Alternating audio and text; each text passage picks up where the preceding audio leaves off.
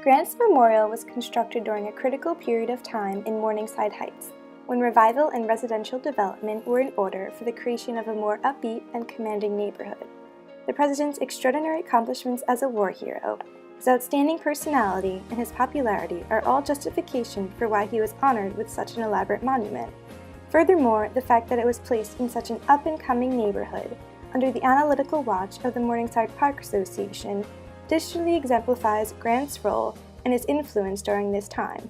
The developers of Morningside Heights and Park, many of whom were members of the Park Association, have played a critical role in the revival of this area and in New York in general.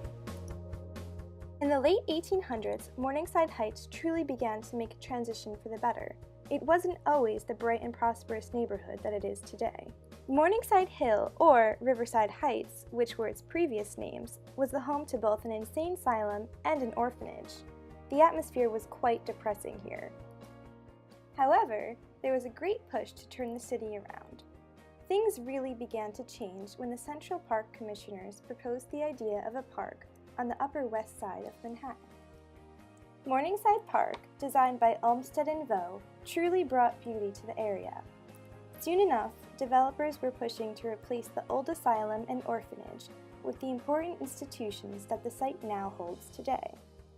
The influx of educational, medical, and worship institutions gave the area its newly distinctive character, and the Upper West Side then began to be commonly referred to as New York's Acropolis. The Cathedral of St. John the Divine replaced the orphanage, and colleges including Columbia and Barnard began to shape the area for the better. Developers and members of the Morningside Park Association were very selective when it came to what new monuments and buildings would be allowed to be constructed in this up-and-coming neighborhood. They certainly didn't want anything to disrupt from the beauty of the park and the new developed character of the Acropolis of New York. Therefore, it truly meant something when city members and developers assigned Grant's tomb to be placed in this area. They obviously felt that Grant's extraordinary accomplishments as both a war hero and president were deserving of such an elaborate monument in a promising place in New York. In 1888, a design competition for the monument was publicly announced, and by 1896, the work outside the tomb was nearly complete. Architect Duncan chose a neoclassic style. This fit the new character of the city very well.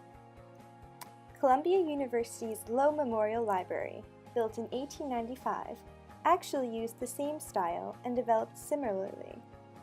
Morningside Heights truly was becoming something extraordinary.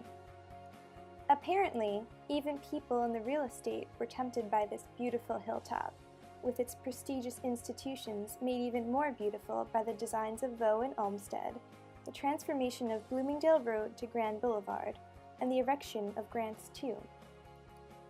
This was actually the original goal of the commissioners when they set out to transform New York's Upper West Side. They wanted to create a more positive, prosperous, and residential neighborhood. The creation of subway lines to this area was a critical piece in allowing people the capability of physically being able to live here. Extensions were made and a subway station was created at 116th Street. Although making transportation possible was key to creating a more residential place, it is obvious that what would attract newcomers the most would be the beauty, reputation, and transformed character of the city. Morningside Heights truly became the Acropolis of New York. It owes all of this to the extremely analytical developers and commissioners, the prosperity of the institutions of education, medicine, and worship, and the architectural success and beauty of both Morningside Park and all the monuments constructed in the area, most definitely including General Grant's Memorial.